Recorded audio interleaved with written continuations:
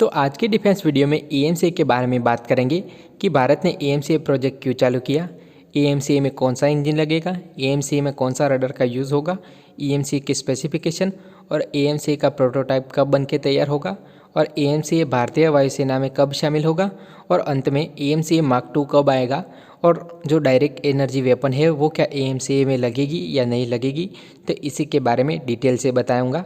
तो नए हो तो प्लीज़ मेरे डिफेंस चैनल को सब्सक्राइब करें, बेल आइकन दबाना ना भूलें। तो आज की डिफेंस अपडेट शुरू करते हैं। तो सबसे पहले बात कर लेते हैं कि भारत ने एएमसीए प्रोजेक्ट को क्यों चालू किया।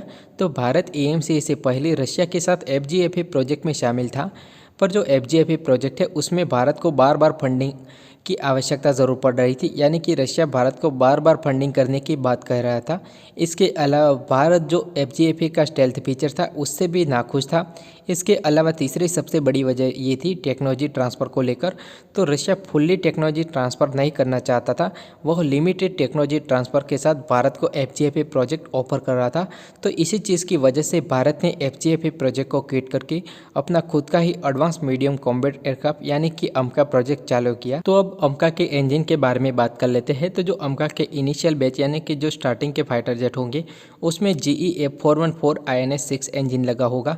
इसके अलावा जो अमका के अपकमिंग यानी कि उसके बाद जो फाइटर जेट आएंगे उसमें अभी फिलहाल भारत और ब्रिटिश कंपनी रोल्स रॉय के बीच बातचीत हो रही है, जिसके तहत भारत और रोल्स रॉय मिल के 110 किलो न्यूटन वाला जेट इंजन बनाने वाले हैं।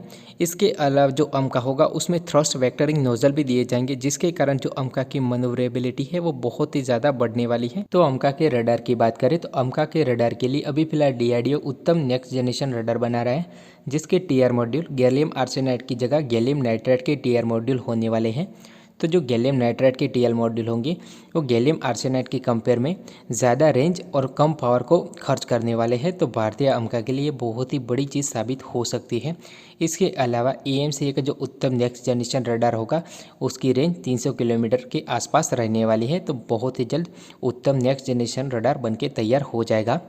तो अब बात कर लेते हैं अमका के फीचर की। तो अमका में सबसे बड़ा फीचर AI फीचर होने वाला है।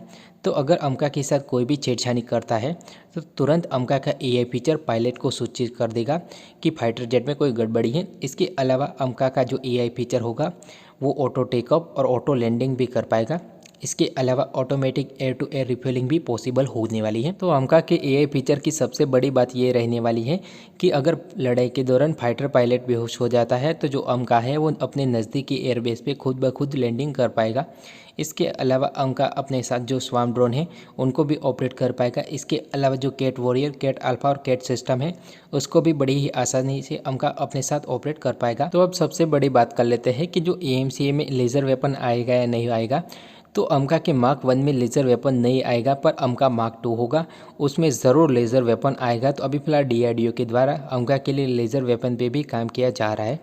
तो अब बात करते हैं कि अमका कब तक आएगा और भारतीय वायुसेना में कब तक अमका शामिल हो जाएगा। तो भारत का हिंदुस्तान एरोनॉटिक्स लिमिटेड यानी कि हाल DRDO और ADA AMCA पे बहुत ही तेज़ी से काम कर रहा है। तो अभी फिलहाल हिंदुस्तान एरोनॉटिक्स लिमिटेड AMCA के प्रोटोटाइप पे काम कर रहा है। तो संभवत यह है कि 2024 तक AMCA का प्रोटोटाइप रेडी हो जाएगा और 2025 से AMCA की पहली टेस्ट फ्लाइट चालू कर दी जाएगी। तो 2027 तक भारतीय वायुसेना को अपना पहला अमका मिल जाएगा। तो अब बात कर लेते हैं कि AMCA मार्क 2 कब आएगा। तो जो AMCA मार्क 2 है वो 2027 से लेकर 2029 तक AMCA का प्रोटोटाइप बन सकता है। इसके अलावा भारतीय वायुसेना में 2035 तक ही AMCA मार्क 2 इंडक्शन हो सकता है। जो डायरेक्ट एनर्जी वेपन है यानी कि लेज़र वेपन वो AMCA मार्क 2 के साथ ही आने वाली है। तो अगर आपको मेरा इन्फॉर्मेटिव वीडियो अच्छा लगे please subscribe my channel. Thank you for watching.